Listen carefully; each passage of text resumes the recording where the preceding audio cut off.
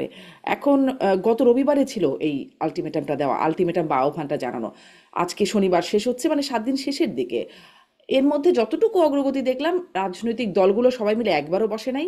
আর শুধুমাত্র জামাতের নায়েবে আমির ডাক্তার আবদুল্লাহ তাহের তিনি বিএনপি মহাসচিবকে ফোন করেছিলেন, কিন্তু বিএনপি সেদিকে সাড়া দিচ্ছে বলে মনে হচ্ছে না, সাড়া দেবে না বলেই জানাচ্ছে।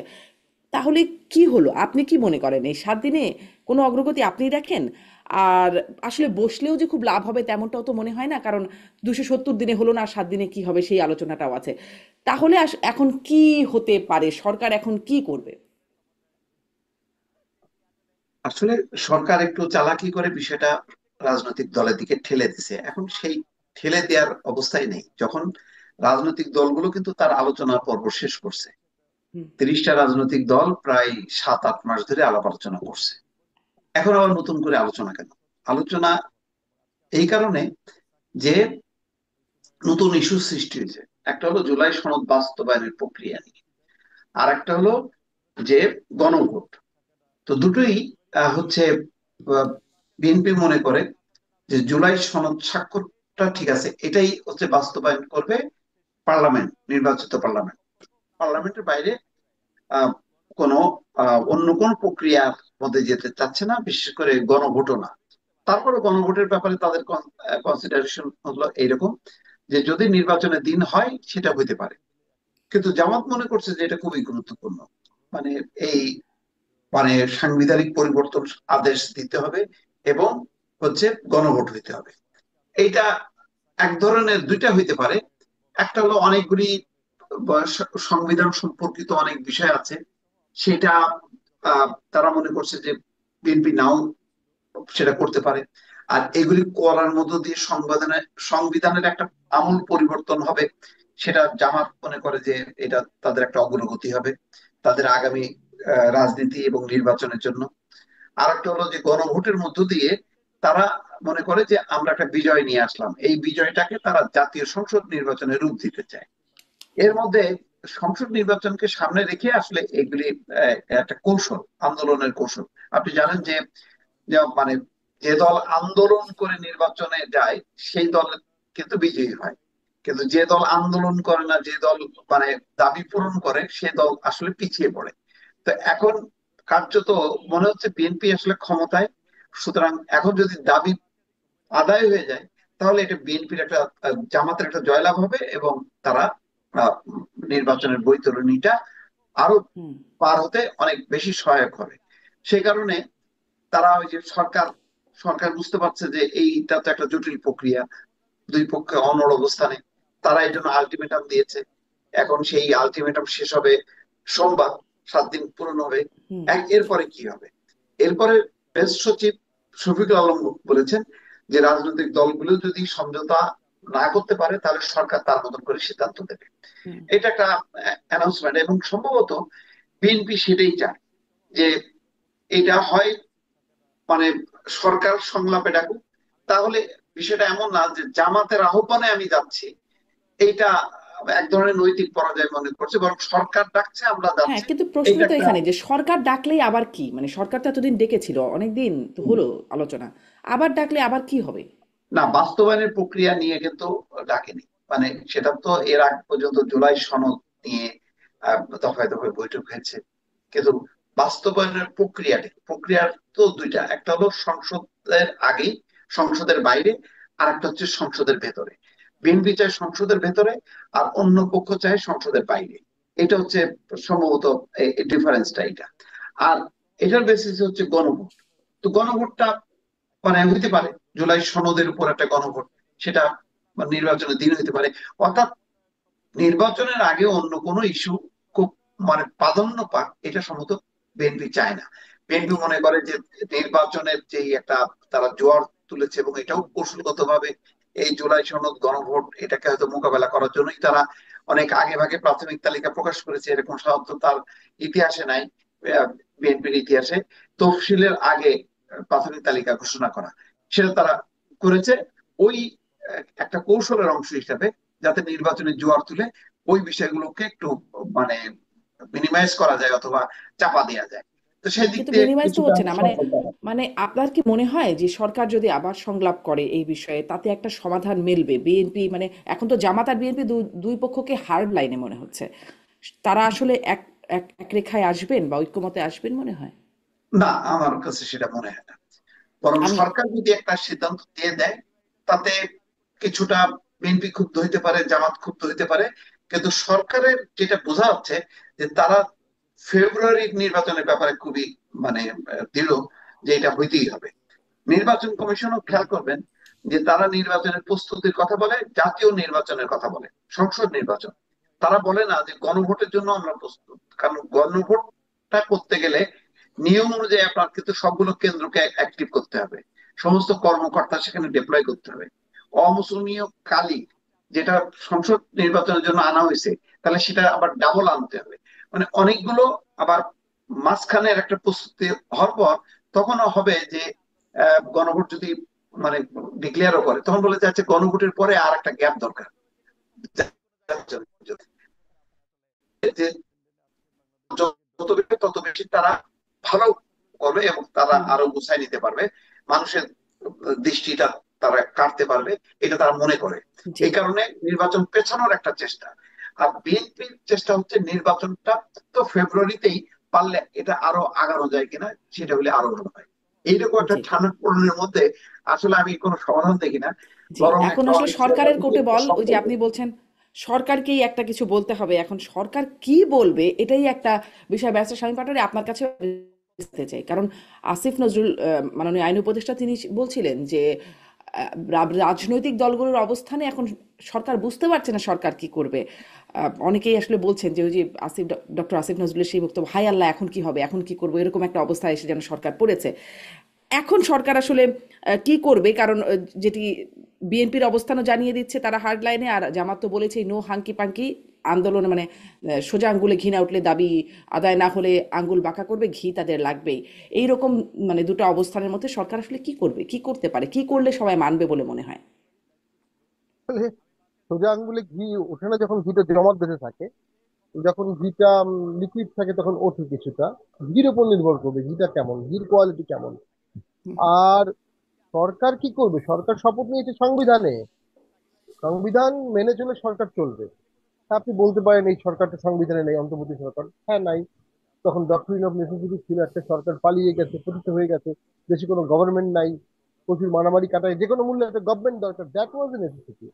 এরপরে যা যা হবে তার সংবিধান হবে। সরকার দুই ধরনের, একটা হচ্ছে সাংবিধানিক ভাবে সীমাবদ্ধ সরকার, আর একটা সংবিধান ছাড়া সরকার। 72-73 সালে বাংলাদেশ ছিল সংবিধান ছাড়া, কিন্তু তখনও একটা বলা ছিল যে আগের আইনগুলো আগের সংবিধান অনুযায়ী দেশ চলবে, তখনও আইন থাকে। তো এখন গণভোটে বিএনপি যে রাজি হয়েছে, ভোটের দিনে গণভোট হবে, এটাই তো অসাংবিধানিক। এটা বিএনপি রাজি হলো কেন? কি ভিত্তিতে রাজি হলো? বেসিসটা কি? এটা বেসিস লাগবে। এখন সংবিধানে যে গণভোটের প্রভিশন ছিল, যেটা চলে আসবে 15 amendment বাতিলের পরে, সেখানে বলা আছে যে কোনো বিল ওঠার পরে বিল সংসদে যাবে, ট্যাবলড হবে, স্ক্রুটিনি হবে, বিল সংসদে পাস হবে, পাস হওয়ার পর গণভোটে যাবে on amending for amendment of certain provision of constitution. সংসদে যাওয়ার আগে গণভোট, বা সংসদে যাওয়ার আগে ভোটের দিন গণভোট, এই পুরো জিনিসটাই তো অসাংবিধানিক, পুরো জিনিসটাই তো আননেসেসারি। এখন এটা বিপ্লবের সাথে কিভাবে কানেক্টেড হয় আমি জানি না, বিপ্লব সংবিধানে নাই। বিপ্লবের সময়, যুদ্ধের সময় সংবিধান ল থাকে না, বলা হয় যুদ্ধ সবচেয়ে বড় ল। এখন তো যুদ্ধ অবস্থা না, আর্জেন্সি নাই, নেসেসিটি নাই। এখন আলোচনা করে সকলে মিলে, সকল স্টেক হোল্ডারকে ডেকে তারপরে এটাকে ইমপ্লিমেন্ট করতে হবে। ওনারশিপ লাগবে তো। আপনি একটা ভাগ করে ফেললেন, আর সেই ভাগের মধ্যে ঝগড়াঝাটি করে বাকি ভাগকে সম্পূর্ণ বাদ দিয়ে দিলেন। এটা ওনারশিপটা কোথায়? এটা জাতীয় ওনারশিপটা কোথায়? এটার কনসেনসাসটা কোথায়? এটা সর্বজনীনতা কোথায়? এটা সকল দল কিভাবে ওন করলো? 30টি নিবন্ধিত দল এই প্রক্রিয়ার বাইরে। এবং এই ধরনের কোনো গণপরিষদ করা যেত, কারণ গণপরিষদে যে ডিসকাশনটি হতো সেটি হানসার্ড হতো। যেমন আমাদের 72 সালে গণপরিষদের সমস্ত ডিসকাশন কিন্তু পার্লামেন্টে আছে অ্যাজ হানসার্ড, এবং সেটা রেফার করা যায়, সেটা লিগ্যাল ভ্যালু আছে। সংবিধানের ব্যাখ্যা করতে গিয়ে কোনো ব্যাখ্যার সম্মুখীন হলে ওই হানসার দেখে ব্যাখ্যা করা হবে যে ওখানে কি বোঝানো হয়েছিল। সেগুলো ঐক্যমত কমিশন তো সংসদ না, ঐক্যমত কমিশন তো গণপরিষদ না। ঐক্যমত পরিষদ একটা পরিষদ, একটা কমিশন। কমিশন তাও কি কোনো আইনের অধীনে কমিশন না, একটা এক্সিকিউটিভ অর্ডারে করা কমিশন। এই কমিশন যা দেবে সেইটা সংসদ হুবহু 270 দিনের মধ্যে মেনে নিতে বাধ্য হবে।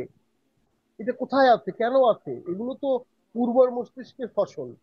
তো আমরা মনে করি আরেকটা হতে পারে, যেটা আমার অ্যানালাইসিস, যেহেতু আওয়ামী লীগকে বাদ দিয়ে দেওয়া হয়েছে, জাতীয় পার্টিকেও বাদ দিয়ে দেওয়া হতে পারে, বা জাতীয় পার্টিকে এমন সিচুয়েশন করা হবে জাতীয় পার্টি ভোট করতে পারবে না।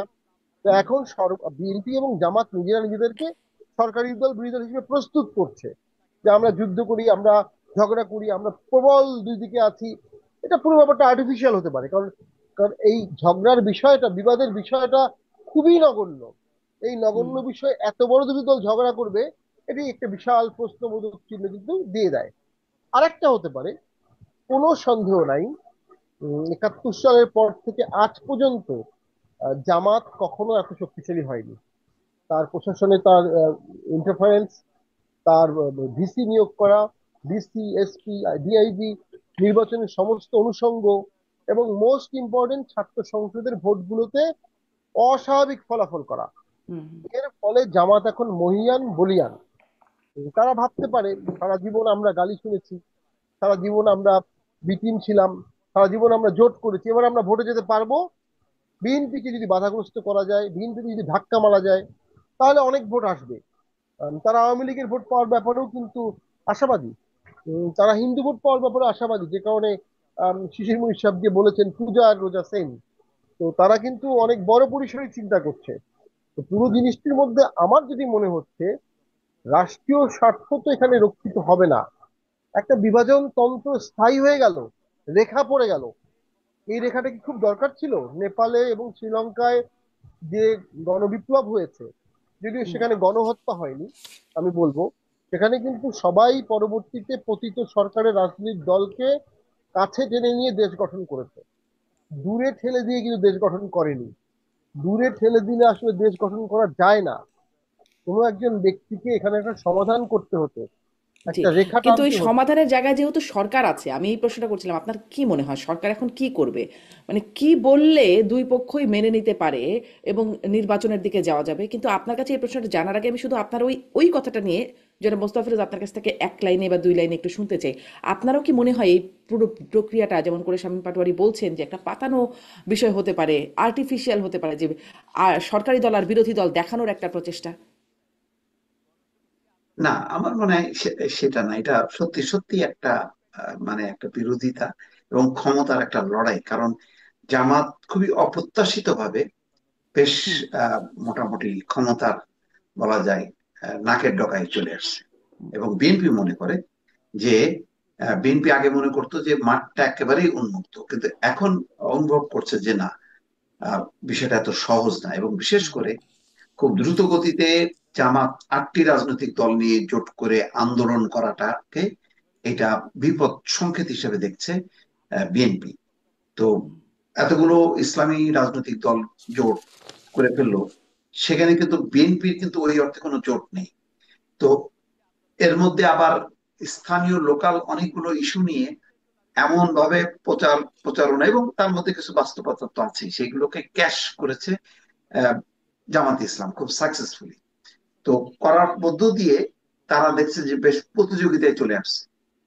এখন যদি এরকম একটা অবস্থায় যদি কোনো দাবি মেনে নেওয়া হয়, জামাত যদি বলতে পারে যে এই ইস্যুতে আমাদের জয় হলো, তাহলে দেখা যাবে যে সেই জয়টা ওই জাতীয় সংসদ নির্বাচনের উপর জি, প্রভাব পড়বে। স্পষ্ট। এই এই প্রসঙ্গটা জিনিসটা আগেও এই বলছিলেন আপনি। জিনিসটা বিএনপি চাচ্ছে জি, না। জি, এটা যাচ্ছে না। দাবি মেনে নিলে কি হবে সেই প্রসঙ্গটা পরে আসি। কিন্তু ব্যারিস্টার পাটোয়ারির কাছে সেই প্রসঙ্গটা রয়েই গেল, যে সরকারের কি এমন কিছু করার আছে? এমন কি কোনো চাল আছে যেটা যেটা হলে বা যেটা খেললে আসলে দুই পক্ষই মোটামুটিভাবে মেনে নিতে পারে? আপনার কি দেখুন, মনে হয়? সরকার সরকার সমাধান চাচ্ছে বলে মনে হয় না। আম, সরকার একটা বিশাল ট্রাম্প কার্ড খেলেছে, ভোটটাকে ডিসেম্বর থেকে পিছিয়ে ফেব্রুয়ারি করেছে।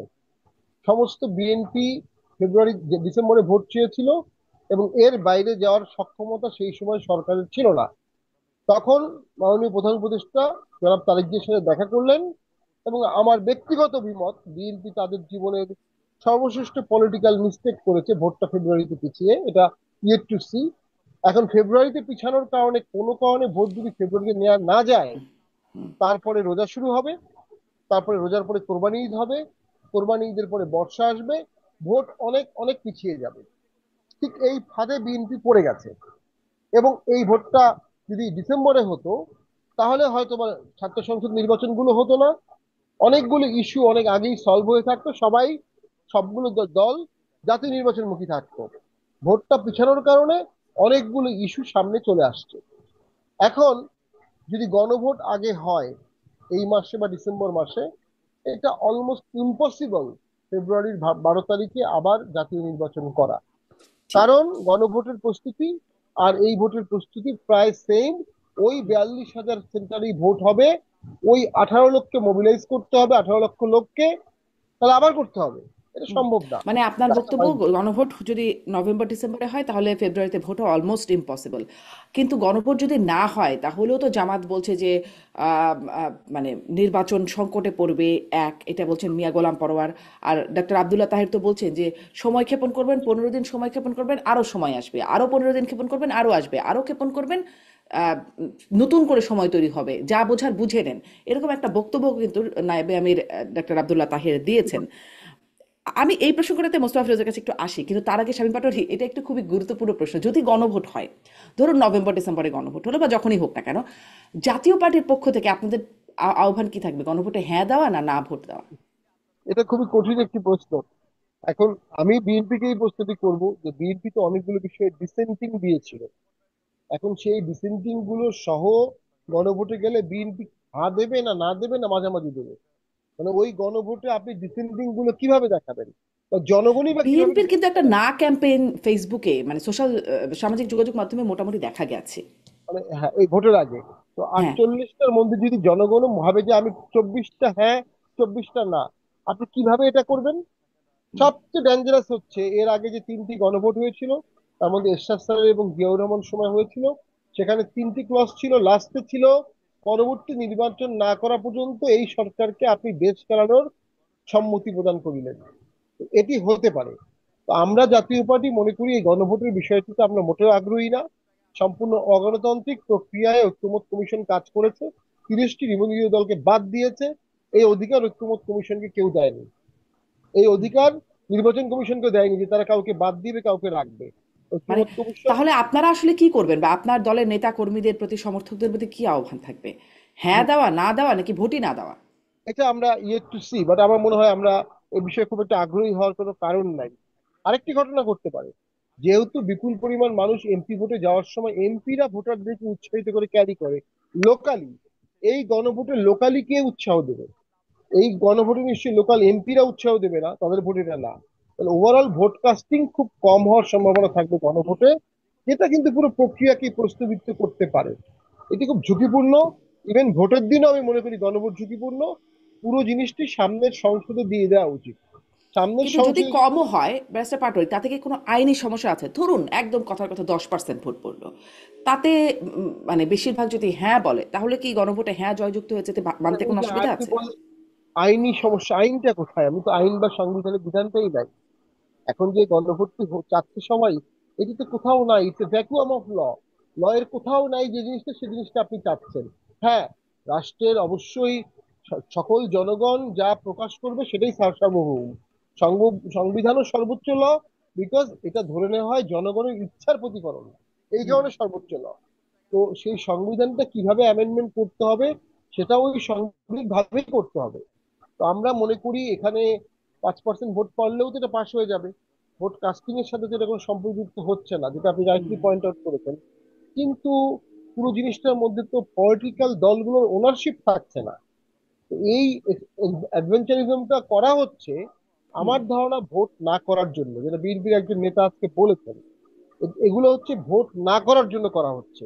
কিন্তু আমি একটা জিনিস বুঝতেছি না, যদি আওয়ামী লীগ ভোটে নাই, জাতীয় পার্টি কোন ঠাসা করে রাখা রাখা হয়েছে জানি না, ভোটে কি করবে, তাহলে সেই ভোটটার প্রতি আগ্রহ না থেকে ভোটটাকে অবস্ট্রাক্ট করার প্রতি এত আগ্রহ কেন সকলের বা অনেকের? এই প্রশ্নটি আমি উত্তর পাই না। যে পার্লামেন্টের সামনে হবে, যদি আওয়ামী লীগ ব্যানই থেকে থাকে, তো সে পার্লামেন্টে আওয়ামী লীগ থাকবে না, অর্থাৎ বিপ্লবের সবাই সে পার্লামেন্টে থাকবে। সেই পার্লামেন্টকে বিপ্লবের অংশগ্রহণকারীরা কেন মানে বিশ্বাস করতে পারছে না? টোটাল খেলাটা আমার মনে হচ্ছে ভোটের হিসাব নিকাশের খেলা। এনসিপির আসন, গণ অধিকার পরিষদের আসন, জামাতের আসন, ইতিমধ্যে একটা পত্রিকা আসছে যে জামাতের কিছু আসনে বিএনপি তুলনামূলক উইক প্রার্থী দিয়েছে, এবং অন্যান্য দলের আসন বিএনপি বিশাল ঝামেলায় পড়ে গেছে। সে আন্দোলন করেছে যত দলগুলোকে নিয়ে, হুম। সবাইকে খুশি করতে গিয়ে তার নিজের দল দুর্বল হয়ে যাবে, এবং ক্রাইসিসে তার অসংখ্য এলাকার নেতাকর্মীরা রাস্তায় নামবে না তার পক্ষে, কারণ সেখানে নমিনেশন দেওয়া হয়েছে অন্য দলের প্রার্থীকে।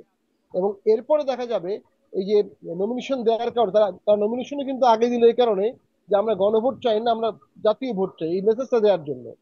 এই হুম। নমিনেশনের কারণে অসংখ্য জায়গায় দ্বন্দ্ব সৃষ্টি হচ্ছে, এবং হুম। আমি মনে করি বিএনপির ভোটেও এখানে হ্যাম্পার্ড হবে। জি। সব দিক থেকে তো আমি দেখি বিএনপি বিপদে পড়তে যাচ্ছে। বিএনপি পেতে পড়েছে, সেদিন মাসুদ কামাল বলছিলেন বিএনপি মাইন্ড কার চিপায় পড়েছে। আর মাহমুদুর রহমান মান্না তো বলে রেখেছেন গন্ডগোলটা পাকিয়েছেন প্রধান উপদেষ্টা। আমি মোস্তফা ফিরোজ আপনার কাছে ওই যে বলছিলাম যে এই বিষয়টা আসতে চাই, যে আপনিও বলছিলেন যে আহ, মানে এই যদি দাবি আদায় করা যায় তাহলেই একরকম বিজয় হয়েছে, জামাতের জন্য একটা বিজয় হবে যদি দাবিটা আদায় করতে পারে। কিন্তু দাবিটা তো হচ্ছে গণভোটের, আর গণভোটটা হতে হবে নভেম্বরে তাদের দাবি অনুযায়ী। এখন জাতীয় পার্টি বা তাদের মতো আরো যে দলগুলো, ধরুন বাম দলগুলো, তারাও এই গণভোটের পক্ষে খুব একটা আগ্রহী না, তাদেরও এই বিষয়ে আপত্তি আছে। বিএনপি সবচেয়ে বড় দল এখন, যারা রাষ্ট্র ক্ষমতায় যাওয়ার জন্য অপেক্ষমান বলে বলা হচ্ছে, তাদের এখানে আপত্তি আছে। তারা একরকম না ক্যাম্পেইনও চালিয়েছে, এবং তারা বলে দিচ্ছে যে ডিসেন্ট ছাড়া, তারা নোট অফ ডিসেন্ট ছাড়া গণভোট তারা এটা রাজি না, মানেন না। এটা মির্জা ফখরুল ইসলাম আলমগীর বলছেন। আর যারা পতিত আওয়ামী লীগ, তাদের তো আগ্রহী হওয়ার কোনো কারণই নাই, তারা তো না বলবে, এটা ধরেই নেওয়া যায় এই গণভোটকে। তাহলে জামাত আসলে কি বিজয় চাইছে? যদি বিএনপি না থাকে, আওয়ামী লীগ যদি ওখানে না বয়কট করে বা না ভোটের পক্ষে প্রচারণা চালায়, জাতীয় পার্টি সহ বাম দলগুলো যদি অনাগ্রহ পোষণ করে, তাহলে ধরেন দাবি আদায় হয়েও গেল নভেম্বর ডিসেম্বরে, গণভোটে জিততে পারবে? গণভোটটার আসলে যেটা নেচার দাঁড়ায়, সবসময় হা জয়যুক্ত হয়, এখানে নাটা কিন্তু জয়যুক্ত হয় না। সেই কারণে তারা এটাকে ওই যে জাতীয় নির্বাচনের আগে এটাকে একটা তারা একটা মানে জোয়ার তুলবে যে আমরা গণভোটে জিতেছি, বিএনপি গণভোট চাইনি, সুতরাং এই জয়ের মধ্য দিয়ে আমরা চূড়ান্ত রূপ নেব জাতীয় সংসদ নির্বাচনে। বিষয়টা কিন্তু লক্ষ্যটা কিন্তু আসলে ক্ষমতা। এবং খেয়াল করবেন যে জামাতের নেতৃত্বে 8 দল আন্দোলন করছে, কিন্তু বিভিন্ন পত্র পত্রিকার যে রিপোর্ট আজকে দেখলাম, খুলনার উপরে যে রিপোর্ট প্রথম আলো প্রকাশ করেছে, তাতে বলা হচ্ছে যে বিএনপি কেবল নেমেছে গণসংযোগে, আর জামাত আরো 1.5 মাস আগে থেকে নেমেছে। এটা কিন্তু সারা দেশেরই চিত্র। হুম। তাহলে যদি যেমন এনসিপি, তারা আগে এই সমস্ত গুলি ফয়সলা করে তারপরে নির্বাচনে নামবে, তো কোথাও আর কোথাও তাদের কোনো নির্বাচনী প্রচার প্রচারণা গণসংযোগ কিচ্ছু নাই, এইটা বোঝা গেল। কিন্তু জামাতের খেলাটা কিন্তু অন্য। জামাত আরো আগে প্রাথমিক প্রার্থী তালিকা চূড়ান্ত করেছে, এবং আসলে ওদের প্রাথমিক কি আর চূড়ান্ত কি, ক্যাডার ভিত্তিক দল যাকে দেবে সেই হবে তাদের প্রার্থী। তো সেটাও দেখেন আরো 2 মাস 3 মাস আগে, তারপর 1.5 মাস ধরে তাদের মানে প্রচার প্রচারণা চালাচ্ছে, তাদের মহিলা কর্মীরা ঘরে ঘরে যাচ্ছে। তাহলে এটা কেন? তাদের তো মূল দাবিটা যদি গণভোটই হয়, তাহলে আগে গণভোট আদায় করবো, তারপর দেখা যাবে। কই না তো, তারা তো ঠিকই সংসদ নির্বাচনের জন্য প্রচার চালাচ্ছে। এই গণভোটটা দিয়ে তারা একটা মানে ওয়েব তৈরি করতে চায়, যেমন বিএনপি একটা জোয়ার তুললো, প্রাথমিক তালিকা দিয়ে সমস্ত কর্মীদের, নেতা কর্মীদেরকে মাঠে নামায় দিল। জাতীয় বিপ্লব এবং সংহতি দিবস মূলত আসলে নির্বাচনী শোডাউনে পরিণত হলো। তেমনি গণভোটের মধ্য দিয়ে জামাতের কৌশলটা হচ্ছে একটা ওয়েব তোলা, তারপর পরই হবে সংসদ নির্বাচন। এখন সংসদ নির্বাচনের দিন যদি গণভোট হয়, তাহলে তো আর তারা ওয়েব তোলার আর কোনো রাস্তা পাচ্ছে না। সুতরাং আমি মনে করি যে গণভোটটা দিয়ে তারা একটা জোয়ার তুলতে চাই। গণভোট কখনো কোনো পরাজিত হয় না, হা জয়যুক্ত হয়। সুতরাং ওই জয়টাকে তারা সংসদ নির্বাচনের দিকে রূপ দিতে চায়। এটা একটা নির্বাচনী কৌশল। আসলে গণভোটটা মানে আসলে গণভোটটা কেন এটা তো হয় না।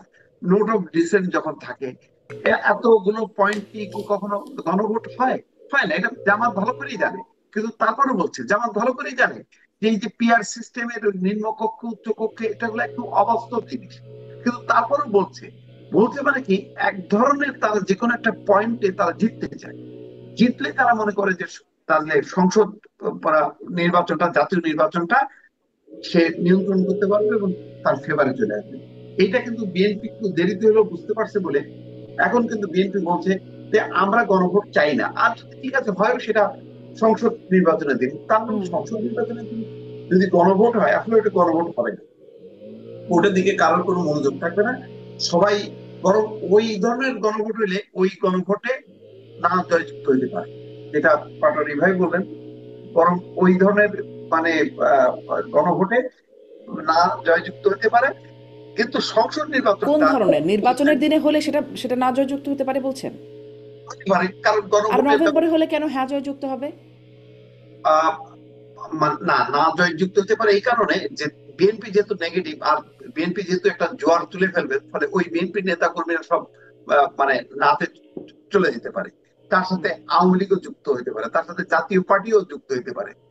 তার মানে ওটাকে মানে পরাস্ত করে দিয়ে একটা মেসেজ দিতে পারে যে সংবিধানের বাইরে, মানে সংসদের বাইরে অন্য কোনো প্রক্রিয়ায়, মানে কোনো কিছুতে ভোটাভুটিতে যাওয়া উচিত না। কিন্তু সংসদই জি, একমাত্র আসল ফোরাম, যে ফোরামে যে কোনো পরিবর্তনটা তারা মানে আইন সিদ্ধ করতে পারে। এটা একটা হইতে পারে, আমি শিওর না, বাট আমার একটা ধারণা যে জি। আলাদাভাবে যদি হয় তাহলে মানে হা জয়যুক্ত হবে। আর যদি সংসদ নির্বাচনের দিন না হয় তাহলে এত না জয়যুক্ত হবে। তো সুতরাং বিএনপিও একটা বেকায়দা ফেলতে চাচ্ছে আহ, জামাতকে। এখন এই যে ঠেলাঠেলিটা চলতেছে হুম। গণভোট ইস্যুটা, ইস্যুটা কিন্তু আসলে সংসদ নির্বাচন। যেহেতু বিএনপি অলরেডি একটা ভালো অবস্থানে আছে, সেই অবস্থানটা জামাতের নাই, জামাতটা যে কোনো একটা ইস্যু দিয়ে তারা জয়যুক্ত হয়ে ওই সংসদ নির্বাচন বা জাতীয় নির্বাচনকে প্রভাবিত হুম। করতে চাচ্ছে, মানুষকে করতে চাচ্ছে যে আমরা দেখো জিতেছি, এখন এটা দ্বার প্রান্তে আসছি, সংসদ নির্বাচন হলে আমরা গণভোটের যে বিষয়গুলো আছে সেগুলো আমরা আইনি রূপ দেবো, আমি এমন একটু একটা এই ব্যাখ্যা এই হইতে পারে। প্রসঙ্গটা স্বামী পাটোয়ারিকে একটু মানে মাথায় রাখতে বলবো যে আসলে নভেম্বরে হলে হ্যাঁ হবে, আর ফেব্রুয়ারিতে হলে না হবে, এরকম কোনো বিষয় দেখেন কিনা। কিন্তু একটা কমন প্রশ্ন আপনাদের দুজনের কাছেই আমি করি, সফিরুল আপনার কাছে আগে বলি যে আলটিমেট সিদ্ধান্ত এখন নেবে সরকার, যেটা এখন পর্যন্ত বাস্তবতা বলা বোঝা যাচ্ছে। কিন্তু সরকার বা ঐক্যমত্য কমিশনের প্রধান এবং সরকারের প্রধানও ডক্টর ইউনূস যখন লন্ডনে ছিলেন চ্যাথম হাউসে একটা সঞ্চালকের প্রশ্নের উত্তরে, সাংবাদিকের প্রশ্নের উত্তরে তিনি বলেছিলেন যে আমাদের জনগণ যদি পিআর, উচ্চকণ্ঠ, উচ্চ উচ্চকক্ষ, নিম্নকক্ষ এগুলো আসলে বোঝে না, তারা ভোট দেয় টাকার বিনিময়ে। তাহলে এখন গণভোট এই জনগণের সামনে প্লেস করা, এই মানে জায়গাটা কি আসলে সরকারের বা সরকার প্রধান, ঐক্যমত্য কমিশন প্রধান হিসেবে তার আছে? মানে তিনি যখন এই বোধটা তার মধ্যে আছে যে জনগণ আসলে বোঝে না উচ্চকক্ষ নিম্নকক্ষ, সেখানে এই 48টা প্রস্তাব কি করে বুঝবে? না আসলে সেটা উনি তো যখন একটা খুব কনফিউজিং, তো এই জন্য তো মানে গণভোটটা নিয়ে কিন্তু সবাই কিন্তু আপনি মানে যখন আলোচনা টেবিলে আনবেন দেখবেন যে সবাই একটা confused, এটা কিসের ভিত্তিতে গণভোট হবে, মানে এটা মানে এটা বেসটা কিভাবে এই একটা এতগুলো বিষয় একটা পয়েন্টে নিয়ে এসে হা না হবে, সে যেখানে আবার মানে অনেকগুলো পয়েন্টে নোট অফ ডিসেন্ট দেয়া আছে, তাহলে আপত্তি সহ গণভোট হয় নাকি? মানে এরকম, এটা তো আজব একটা জিনিস, এটাকে কিভাবে একটা পয়েন্টে আনা যাবে এটার তো কোনো ফর্মুলা কেউ বলছেও না। এবং এটা বাস্তবতা হলো এই যে গণভোটটা মানে এমন একটা জগা খিচুড়ি অবস্থা পাকানো হয়েছে, এটা একটা জটিলতা বাড়বে, সংশয় বাড়বে, এবং শেষ পর্যন্ত গণভোট নিয়ে আপনি যত বেশি আগাইতে থাকবেন জাতীয় নির্বাচন পিছাইতে থাকবে, এবং আদৌ জাতীয় নির্বাচন হবে কিনা সেটা নিয়ে কিন্তু এখনো পর্যন্ত জনমনে যথেষ্ট ধোঁয়াশা আছে। কারণ হুম। মানে যদি আপনি একদম দিন কাউন্ট করেন তাহলে কিন্তু 3 মাস প্লাস কিছুদিন আছে জাতীয় নির্বাচনে। তাহলে এখনো পর্যন্ত আপনি এই জুলাই সনদ, গণভোট এইগুলি নিষ্পত্তি করতে পারেননি, তাহলে জাতীয় নির্বাচনটা কবে হবে? এটা মানে একটা খুব আহ, মানে এর মধ্যে চলে যাচ্ছে, কিন্তু জটিল অবস্থার মধ্যে চলে যাচ্ছে। জি, জি। এখন আমার আস ধারণা হুম। যে কেউ কেউ হয়তো ক্ষমতায় থাকার জন্য বা ক্ষমতায় আসার জন্য একটা জটিলতা তৈরি করতেছে। এই কারণে বিএনপি আজকে দেখেন বলছে কি যে সরকারকে এই সিদ্ধান্ত নিতে হবে, সরকার কেন অন্য দলকে দিয়ে আলোচনার প্রস্তাব আহ, হুম। মানে ম্যাচিউর করছে। তার মানে হুম। হুম। তাদের কাছে নিশ্চয়ই একটা বার্তা আছে যে জামাত যে আলোচনার প্রস্তাবটা দিল এটা জামাতের না, এটা হলো সরকার জামাতকে দিয়ে আলোচনার প্রস্তাবটা দিচ্ছে। এর মধ্যেই বিএনপি একটা হয়তো ষড়যন্ত্রের গন্ধ পাচ্ছে, এই জন্য তারা বলছে যে no, আমরা আলোচনা যদি প্রধান উপদেষ্টা ডাকে আমরা সেখানে যাব, অন্য কোনো দলের আহ্বানে আমরা যাব না। তো বিষয়টা বেশ কিন্তু জটিল হয়ে জটিল, যাচ্ছে কিন্তু। নিঃসন্দেহে খুবই জটিল।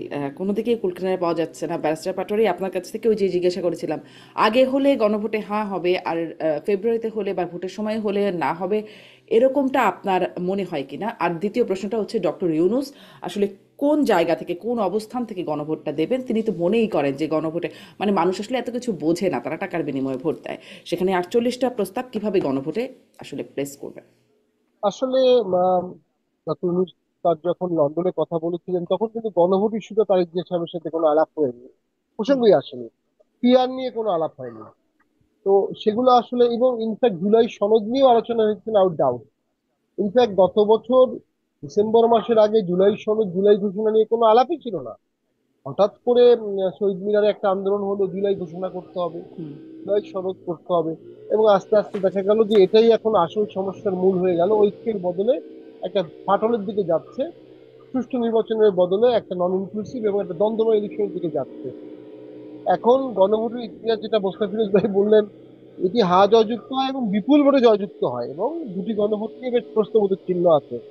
আর থার্ডটি যেহেতু সংবিধানের আন্ডারে হয়েছে, দুটি কিন্তু হয়েছে মার্শালের আন্ডারে, আর থার্ডটা হয়েছে সংবিধানের আন্ডারে। যে দুটো হয়েছে এরশাদ স্যারের আমলে একটা, জিয়ার আমলে একটা, এই দুটোই সুপ্রিম কোর্ট কমপ্লিটলি নালিফাই করে দিয়েছে, সংবিধানের বাইরে গিয়ে গণভোট করা হয়েছে।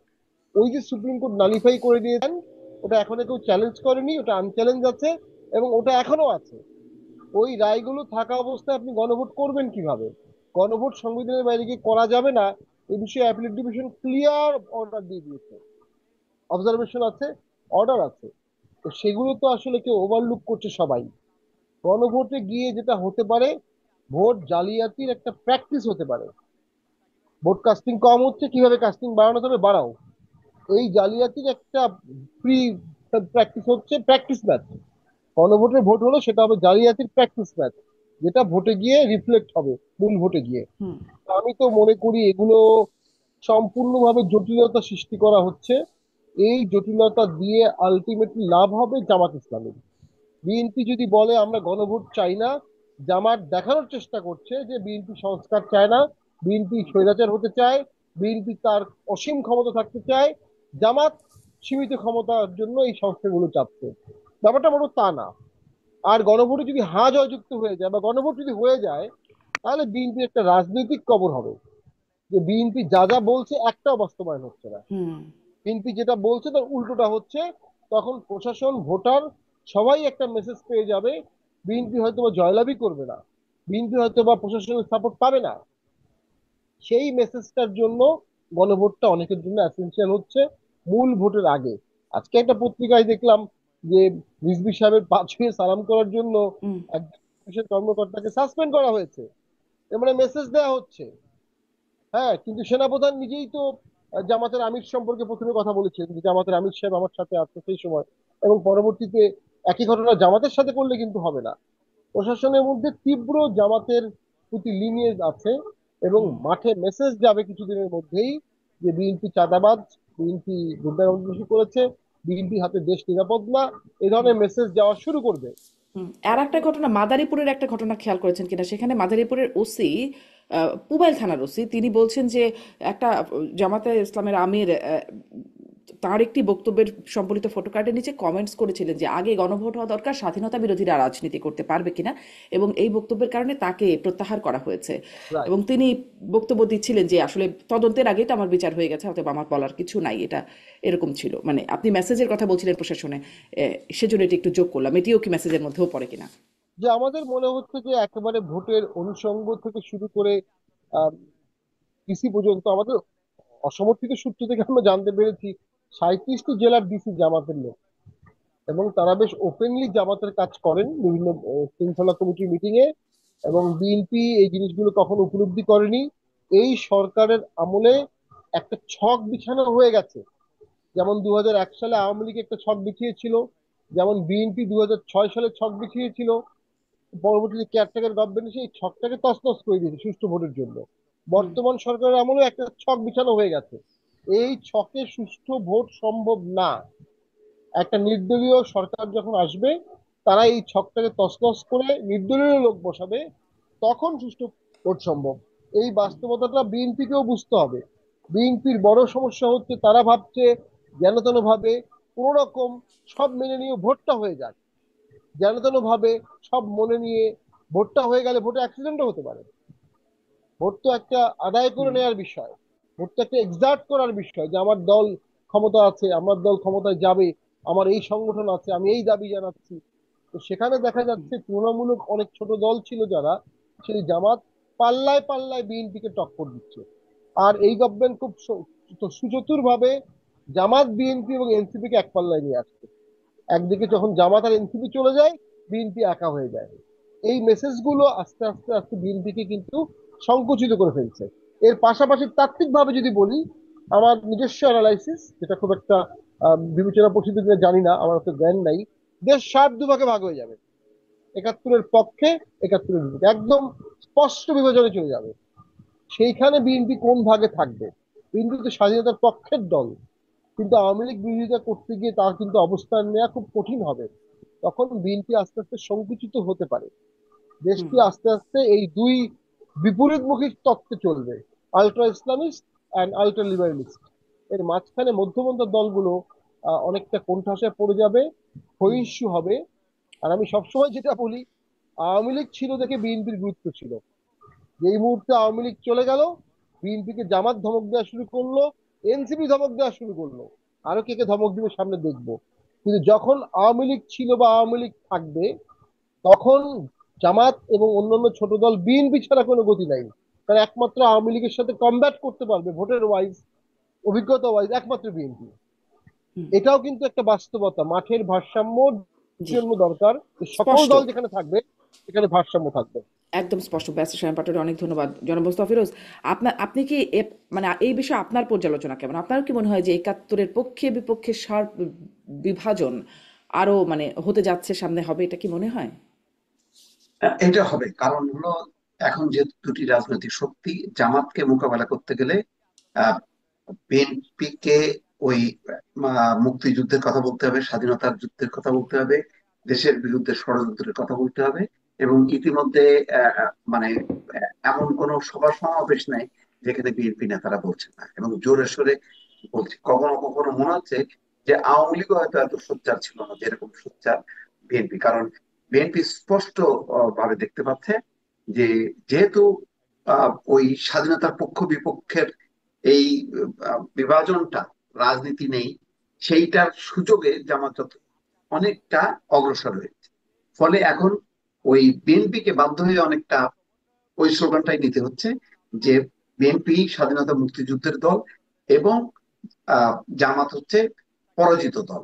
সুতরাং ওই স্বাধীনতা মুক্তিযুদ্ধের ঝান্ডা নিয়েই বিএনপি কেও কিন্তু লড়তে হচ্ছে। এমন একটা আহ রাজনীতি, মানে জামাতের পক্ষ বিপক্ষে যারাই থাকুক না কেন, আজকে মনে করেন যদি বিএনপিও না থাকে, যদি সে জাতীয় পার্টি থাকে, জাতীয় পার্টিও কিন্তু ওই একই জিনিস ঝান্ডা নেবে, মুক্তিযুদ্ধ, স্বাধীনতা, এই ইস্যুটা নিয়েই কিন্তু সে জামাতকে তার মোকাবেলা করতে হবে। হুম তো সুতরাং আমি মনে করি যে এটা সামনে আরো চাঙ্গা হবে। চাঙ্গা হলে লাভও আছে। তখন বিএনপি যদি স্বাধীনতা মুক্তিযুদ্ধের কথা বলে, তাহলে আওয়ামী লীগের যে রাজনীতির ধারাটা, সেই ধারাটা তারা গ্রহণ করবে, এবং আওয়ামী লীগ সমর্থিত যারা আছে তারা অনেকে মনে করবে যে আচ্ছা, আওয়ামী লীগের মধ্যে তো ফ্যাসিজম ছিল, আওয়ামী লীগের মধ্যে ছিল তো ব্যক্তিবাদ, পরিবারতন্ত্র, এখানে তো অন্তত কিছুটা তো মানে গণতন্ত্র আছে। সুতরাং আমরা এখানে একটা সাপোর্ট দিই। ফলে আওয়ামী লীগের যে চিন্তা ভাবনার লোকগুলো, যারা কখনোই জামাতকে দেখতে পারে না, তারা কিন্তু আবার বিএনপির ছায়াতলে আসবে, এবং ভোটের এই, মানে হিসাবেও কিন্তু ভোটটা, আওয়ামী লীগের ভোটগুলো কিন্তু বিএনপি ঝুলিতেই যাবে। ফলে হিসাব নিকাশ করলে দেখা যায় যে বিএনপির জন্য এটা একটু ঝুঁকি আছে, আবার আহ, আর এক অর্থে হুম লাভের দিকও আছে। ঝুঁকিটা হলো এই, যে ভবিষ্যতে যদি আবার আওয়ামী লীগ আসে রাজনীতিতে, তাহলে কিন্তু আবার এই স্লোগানটা যখন নাকি আওয়ামী লীগ নেবে, তখন কিন্তু আবার বিএনপি কিছুটা বেকায়দায় পড়বে। তো এরকম একটা রাজনীতির একটা চড়াই উতরাই দেখা যাচ্ছে। এখনো এটার একটা, মানে কি বলে, মানে জি চূড়ান্ত রূপ এখনো হুম। নেয়নি। আপনি বলছেন হয়তো যে ভবিষ্যতে। ভবিষ্যতে যদি আওয়ামী লীগ আসে, মানে আপনার কাছে এটাও একটু জানতে চাই, সেই সম্ভাবনা কি দেখেন? আর আওয়ামী লীগও কিন্তু কিছু কর্মসূচির মধ্যে যাচ্ছে, যেমন 13 তারিখ ঢাকায় লকডাউন কর্মসূচি তারা ঘোষণা করছে। যদিও সরকার খুব অ্যাক্টিভ আওয়ামী লীগ ধরার পেছনে, বা প্রশাসন খুবই অ্যাক্টিভ। আপনার না, কি মনে হয় এই আওয়ামী লীগের কর্মসূচি অবস্থানটা দিয়ে কোথায় এই নিচ্ছে? কর্মসূচি দিয়ে আওয়ামী লীগ লাভবান হবে না, তবে আওয়ামী লীগের এটা হলো বাস্তবতা, আওয়ামী লীগ আজক কালক আসবে, এটা ঠেকানো যাবে না। আপনি এইবারের হয়তো কোন রকমে আপনি ঠেকাইতে পারবেন, কিন্তু দেখবেন যে যারা ক্ষমতায় আসবে তারা নিজেরাই বুঝতে পারবে, এবং তখন আন্তর্জাতিক চাপ হবে। এখন অন্তর্বর্তী সরকারকে আন্তর্জাতিক মহল চাপ দিতে চায় না, তারা দেখে যে এরা একটু সংস্কার করুক, এটা সেটা করে একটা নির্বাচন করুক। কিন্তু নির্বাচিত সরকার আসলে তখন আওয়ামী লীগকে উপেক্ষা করাটা খুব কঠিন হবে। তখন সবাই বলবে যে তুমি তো নির্বাচিত সরকার গণতান্ত্রিক ভাবে, তাহলে গণতন্ত্রের অনুশীলন হচ্ছে সবার রাজনীতি করার অধিকার আছে। তুমি কোন যুক্তিতে তুমি আওয়ামী লীগকে রাজনীতি করতে দেবে না, কোন যুক্তিতে জাতীয় পার্টিকে রাজনীতি করতে দেবে না, এই ইস্যুটা যখন প্রবল হবে তখন কিন্তু নির্বাচিত সরকার বিপদের মধ্যে পড়বে। যেমন কিছুটা বিপদে কিন্তু ডক্টর মোহাম্মদ ইউনূস আমেরিকা সফরের সময়, যখন নাকি তাকে আল জাজিরার সাবেক যে অ্যাঙ্কর, হুম। সে যখন বারবার প্রশ্ন করছিল আওয়ামী লীগ ইস্যুতে, তখন কিন্তু খুব কমফোর্ট ফিল করেননি ডক্টর মোহাম্মদ ইউনূস। তার উত্তর দিতে অনেক ভেবে চিন্তে অনেক কৌশলী হইতে হয়েছে, স্ট্রেট উত্তর দিতে পারেনি। হুম। কিন্তু নির্বাচিত সরকারের জন্য তো আরো সমস্যা হবে, তখন তাকে তো সবাই চেপে ধরবে যে তুমি তোমার তাহলে এটা কোন দেশের, মানে কোন পৃথিবীর কোন গণতন্ত্রের এটা চর্চা তুমি করো, যে এই গণতন্ত্রে মানে যেখানে 20% বা 30% মানুষ একটা দল করে, সেই দলকে তুমি রাজনীতি করার সুযোগ দিবা না, এটা কোন এতে আছে, অভিধানে আছে? এইসব প্রশ্নে কিন্তু এই নির্বাচিত সরকার বিপদে পড়বে, এবং তখন তারা আহ, এটা মানে আটকাতে পারবে না। হুম। এছাড়া সবচেয়ে আপনি বড় কথা হলো, ভারত কিন্তু ওত পেতে বসে আছে, এবং আপনি এই শক্তিটাকে উপেক্ষা করতে পারবেন না। আপনি পশ্চিমা অনেক দূরের দেশকে শেখ হাসিনা হয়তো উপেক্ষা করতে পারছে, কিন্তু তার ভারতের সমর্থন পারলো লাগছে। কোথায়? উপেক্ষা করতে পারে ভারত নাই। যখন ক্রমাগত ভাবে বলতে থাকবে, এবং সে যখন কি আন্তর্জাতিক ইস্যুতে পরিণত করবে, বা এই বাংলাদেশের যে আহ, মানে একটা অংশ রাজনীতি অধিকার নেই, তখন কিন্তু এটা যথেষ্ট পরিমাণ চাপের মধ্যে পড়বে। তা আমার ধারণা যে আওয়ামী লীগের বিষয়টা নির্বাচিত সরকারের সময় ফয়সালা হয়ে যাবে। জি। ব্যারিস্টার পাটোয়ারি, আপনার কাছে শেষ প্রশ্ন। আওয়ামী লীগের প্রসঙ্গটা শুনছিলাম, এটা আওয়ামী লীগের প্রসঙ্গে যদি আপনিও বলেন, তার সাথে সাথে মানে এটাও একটা আলোচনা শুরু থেকেই ছিল, এবং ডক্টর ইউনূসও যদি বলেছেন বারবার যে সব দল সমর্থন করে বলেই এই সরকার আছে। দলের মানে রাজনৈতিক দলগুলোর সমর্থন ছাড়া এই সরকারটার মানে সেই রকম কোনো মূল্য বা তাদের শক্তি নাই এই অবস্থায়। তো এখন যখন বিএনপি একরকম হার্ড লাইনে আছে, জামাত হাঙ্কি পাঙ্কি করলে আঙ্গুল বাঁকানোর হুমকি দিচ্ছে, মানে এই যখন অবস্থার মধ্যে আছে, সরকারও কি নড়বড়ে? সরকারও তো, এই সরকারও কি টিকবে, নাকি এই সরকারেরও আসলে অশনি সংকেত দেখেন? আমার দেশের চারপাশে যা দেখি তাতে আমার মনে হয় সরকার নাই। বেসিক্যালি বাংলাদেশে এই মুহূর্তে কোনো সরকার নাই, এবং এরকম একটা দুর্বল সরকার কিভাবে ভোটের মতো ম্যামথ কাজ করবে, এবং তা বিএনপি কিভাবে প্রত্যাশা করে এই সরকার ভোট করতে পারবে এবং করবে, এটা আমি আসলে বুঝতে পারি না। প্রথম যেটি হচ্ছে, এই সরকার যখন বলে আমরা, এই আমরাটা একটা খণ্ডিত অংশ বাংলাদেশের জনগণের, হুম। এবং সে আমরার মধ্যে আবার একটা অংশ সরকারের সাথে সমর্থন করছে না। সরকার যখন বলে বাংলাদেশের মানুষ, তখন একটা খণ্ডিত অংশ। উই উই শব্দটার মধ্যে সব সংবিধানের প্রিএম্বলই থাকে উই দ্য পিপল। হুম। উইটা সকলের উই। বর্তমানে যে উইটা বলা হচ্ছে এটা কিন্তু একাংশের উই। এটা ছোট বড় অংশ ডিবেট হতে পারে, কিন্তু একাংশ, বৃহদাংশ না। পার্সেন্টেজ ওয়াইজ একটা বিশাল অংশ এই উই এর বাইরে আছে। সরকার পুরো প্রক্রিয়াটাকে ঝুঁকিপূর্ণ করে ফেলেছে, কারণ এই উইটাকে তারা ডিফাইন করতে পারে নাই। তারা উইটাকে ব্র্যাকেট বন্দি করেছে, তাদের ইচ্ছা মতো করেছে, পিক অ্যান্ড চুজের ভিত্তিতে করেছে। স্বৈরাচার স্বৈরাচারের দোষর ট্যাগিং দিয়ে প্রশাসন, রাজনীতি, রাজনৈতিক দল, জনগণ, সকলকে তারা ভাগ করে ফেলেছে, স্থায়ী ভাগ করে ফেলেছে। এই স্থায়ী ভাগ দেশের সীমা রাখা একটা, তার মধ্যে ভাগ হয়ে গেল দুটো। ভবিষ্যতে তো আমরা মনে করি এটা রাষ্ট্রীয় সার্বভৌমত্ব কে আঘাত হানবে, ইউনিটি, ঐক্য, এগুলো তো আঘাত হানবে। একাধিক সরকার হবে, একাধিক সেনাবাহিনী হবে। তো সেটার জন্য তো অবশ্যই দরকার ছিল এই সরকারের কি করলে সেটা হবে না। সরকার সেটা করেনি, উল্টোটা করেছে। রাজনৈতিক দলগুলোর সবাইকে নিয়ে সরকারের চলা উচিত ছিল। সেখানে একটা বড় ব্যত্যয় সরকার করে ফেলেছে, কিছুটা মবের চাপে, কিছুটা নিজেরাও। ডক্টর ইউনূস স্যারের একটা সময় হয়তো বা আফসোস হবে, উনি অনেক দিন পর একটা বঙ্গবন্ধু, উনি দেশটাকে ঠিক করার সুযোগ পেয়েছিলেন। যদি উইটাকে উনি সর্বজনীন করতে পারতেন, সকলকে নিতে পারতেন, উনি ব্র্যাকেট বন্দি উই দিয়ে দেশ চালিয়ে, দেশ সংস্কার করে হুম, দেশটাকে অনেকটা ধ্বংসের প্রান্তেই নিয়ে যাচ্ছেন। জি। এখন যেই গন্ডগোলটা পেকে গেছে, সেই গন্ডগোলটা ছোটে কি করে, মেটে কি করে, সেটি এখন দেখার বিষয়। সরকার কি করে, জামাত আঙ্গুল বাঁকা করে কি